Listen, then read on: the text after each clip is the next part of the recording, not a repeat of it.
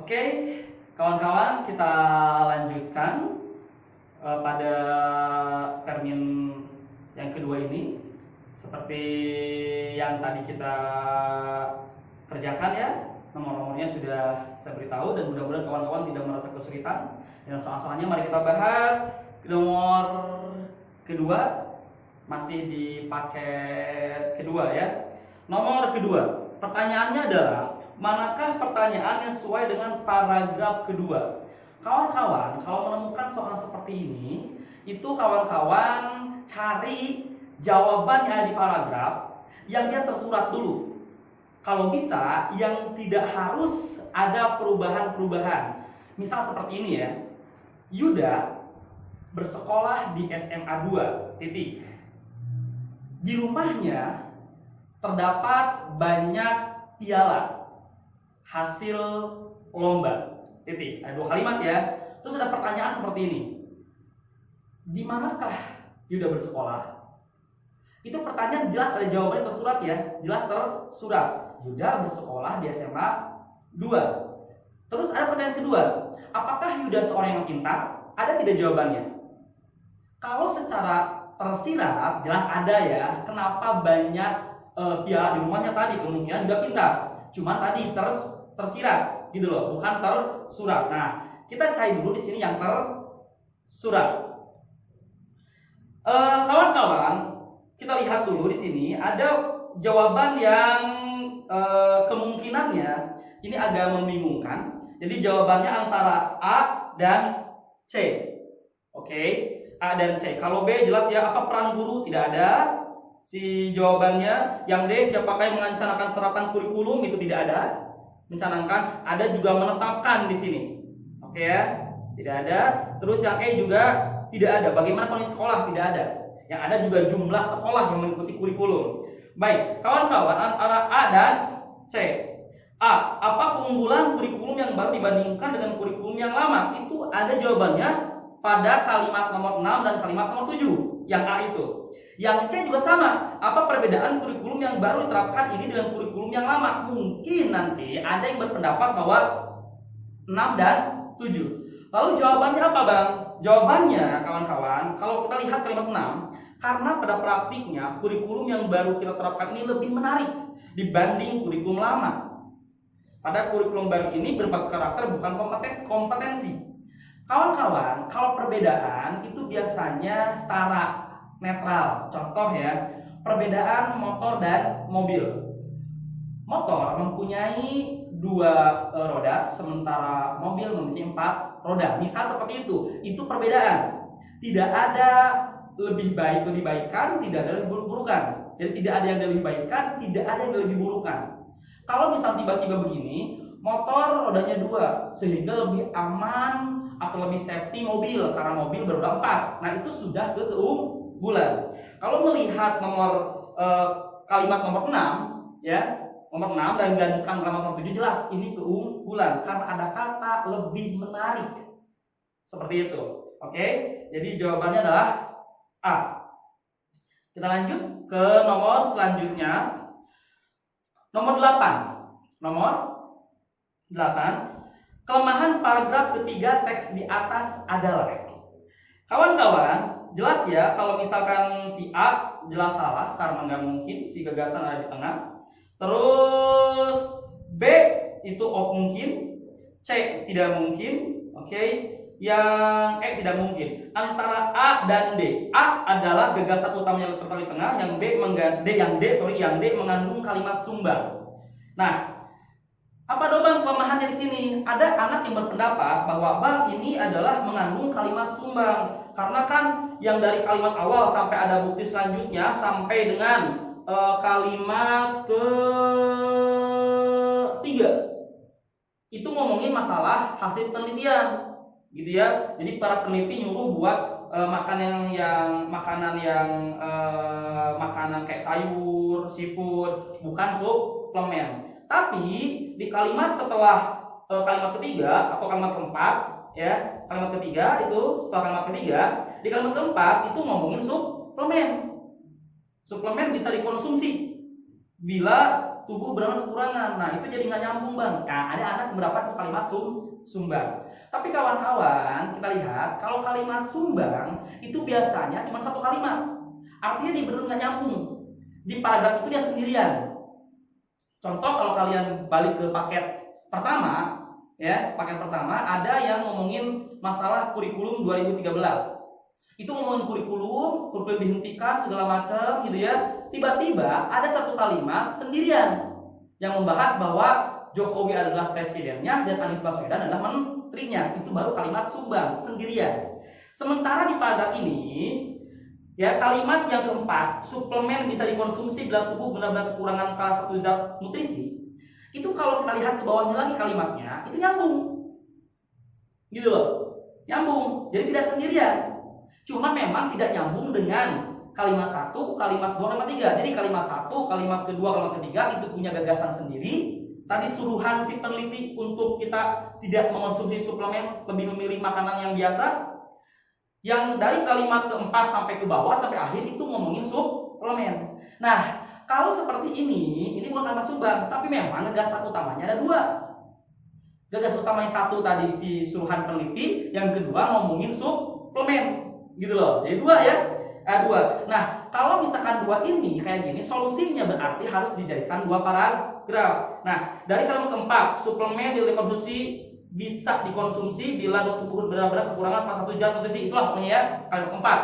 Kalimat 4 ke bawah itu kalau mau jadi benar si paragrafnya itu dijadikan paragraf baru. Jadi jelas ya jawabannya adalah gagasan utamanya lebih dari 1B gitu loh. Tadi ya kalimat 1 sampai dengan kalimat ketiga itu jadi paragraf satu paragraf. Terus dari suplemen bisa dikonsumsi bila tubuh benar-benar kekurangan salah satu zat nutrisi sampai ke bawah itu jadi satu paragraf.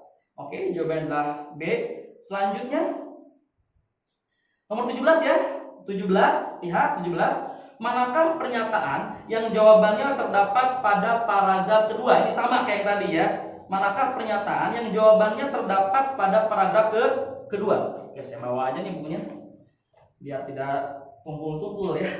Baik, manakah pernyataan yang jawabannya terdapat pada paragraf kedua? Kawan-kawan ingat tadi ya, cari dulu nih yang jawabannya itu tersurat. Jadi tidak usah mubah. Kalau melihat jawaban itu, maka kalian lihat baca jawaban D ya. D. Ada pertanyaan, bagaimana pendapat Ikona tentang aspek pendidikan karakter? Jawabannya ayat nomor 7. Langsung kan jawabannya. Bagaimana pendapat Ikona tentang pendidikan karakter? Menurut Ikona, tuh, menunjukkan tanpa ketiga aspek itu pendidikan karakter tidak akan efektif. Jadi jelas jawabannya adalah D, karena jawabannya langsung, tidak diubah-ubah. Kecuali kalau D nggak ada, ya mungkin bisa kita cari yang lain. Lanjut. Selanjutnya nomor 18. Apa perbedaan gagasan antar paragraf dalam teks tersebut? Jadi perbedaan gagasan paragraf.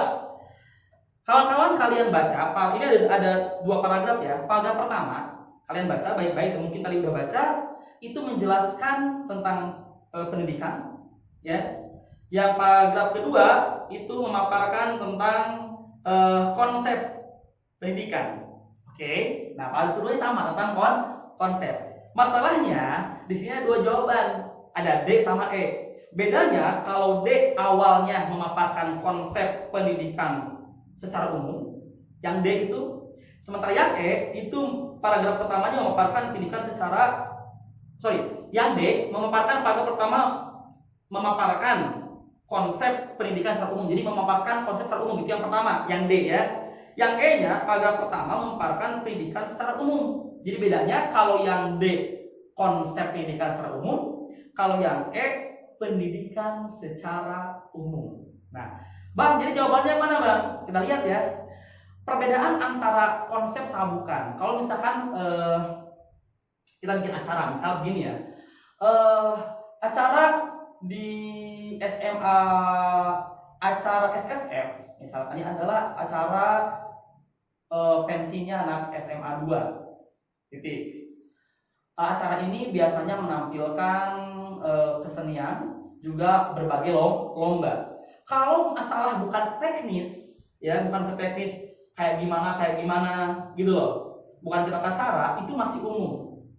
Tapi kalau sudah ngomongin masalah nyentuh masalah teknis, misal di acara ini nanti bakal ada lomba ini kayak gitu. Terus nanti seninya misalkan bertema seni tahun 70-an, itu sudah konsep. Nah, kawan kita lihat di paragraf pertama tadi, ada nggak yang ngomongin masalah teknis di sini? Tidak ada kan ya? Ini hanya ngomongin masalah pendidikan. Pendidikan itu adalah ini, pendidikan itu adalah ini. Berarti itu adalah pendidikan secara umum, bukan konsep. Sehingga jelas jawabannya adalah si E ya. Yang E itu paragraf pertama memaparkan pendidikan secara umum, sedangkan paragraf kedua memaparkan konsep pendidikan karakter. Oke. Lanjut kita ke nomor 23. Nomor 23. Bagaimana hubungan isi paragraf dalam teks tersebut? Ya, nomor 23. Hubungannya kalau lihat pada paragraf ke 1 2 3 ketiga. Paragraf ketiga kan nyebutin bahwa motivasi itu motivasi ya. Kita ingat acara motivasi. Motivasi itu kan ada dua gitu loh. Disebutkan di paragraf ketiga motivasi ada dua. Motivasi finansial dan non finansial. Tapi penjelasannya itu ternyata tidak ada di paragraf ketiga, melainkan adanya di paragraf keempat. Dijelaskan pada paragraf keempat apa itu motivasi finansial, apa itu motivasi non finansial. Sehingga jelas berarti paragraf keempat adalah penjelasan dari paragraf ketiga. Sehingga kita lihat di sini yang cari namanya yang menjelaskan jawabannya E. Paragraf keempat menjelaskan paragraf ketiga. Oke. Lanjut kita ke nomor 24. Mengapa di sebuah organisasi ada karyawan yang tidak maksimal dalam bekerja? Tadi ya, ada dua motivasi. Oke. Yang jelas A kemungkinan salah karena hanya ngomongin finansial. Yang B juga salah. Yang C juga salah karena ini ngomongin motivasi ya. Yang D ya atau E, organisasi belum memperhatikan finansial dan non finansialnya. Ada D atau E. Seperti itu. Kita cari mana yang ada motivasi finansial dan finansialnya. Karena tadi jelas motivasi terbagi dua. Dan kalau ternyata dua itu ada salah satu yang hilang atau salah satu yang kurang, ya kemungkinan si karyawan jadi kurang benar kerjanya gitu ya, atau tidak maksimal dalam bekerja. Nah, di sini untungnya ternyata yang hanya memunculkan dua motivasi tadi, finansial dan finansial, hanya option D. Jadi jawabannya adalah D. Oke. Lanjut nomor 25. Nah, 25 biasanya sering yang tabel-tabel kayak gini di soal-soal UTBK, lihat baik-baik pernyataan manakah yang paling sesuai dengan isi tabel tersebut. Nah, oke, mudah-mudahan tadi terjebak ya. Yang jelas A salah. Ini saya akan bahas A, B, C, D, E-nya satu persatu. Yang jelas A salah. Kenapa? Karena ternyata tidak hanya Jawa Timur yang menunjukkan perkembangan positif. Tidak hanya Jawa Timur. Di sini ada perkembangan positif yang naik terus ya, yang naik terus. Irian juga dia naik terus 3,8, 3,9, Irian 3,8, 3,9, 4,8. Jadi naik terus, tidak hanya Jawa Timur. Jadi jelas berarti ya. Yang A salah, jelas yang A salah. Yang B hanya Provinsi Jawa Barat yang menunjukkan persentase ekspor menurun dari tahun 2005 hingga tahun 2007. Menurun lagi Jawa Barat. Tidak juga. Kenapa? Nih Jawa Tengah juga menurun 4,2, terus 3,9, terus 3,8. Berarti jelas B salah. Nah, ada yang berpendapat jawabannya C, berpendapat C. Kenapa? Karena katanya di sini kan C gini, provinsi yang lebih dominan lakukan kegiatan ekspor adalah provinsi-provinsi di Pulau Jawa. Anak yang menjawab C berpendapat bahwa bahkan kebanyakan ini Pulau Jawa semua. Kebanyakan ya Jawa Barat, Jawa Timur, Jakarta, terus Banten, Jawa Tengah, itu kan di Jawa di Pulau Jawa. Jadi nggak salah dong kalau ngomong dominan. Oke ya, sih. Tapi itu berupa opini, gitu loh. Kalau si jawaban tersebut. Jadi kita lihat dulu si D sama si E. Kalau D sama E tidak ada yang berupa fakta, fakta tabel, maka mungkin C jawabannya. Kita lihat dulu ya.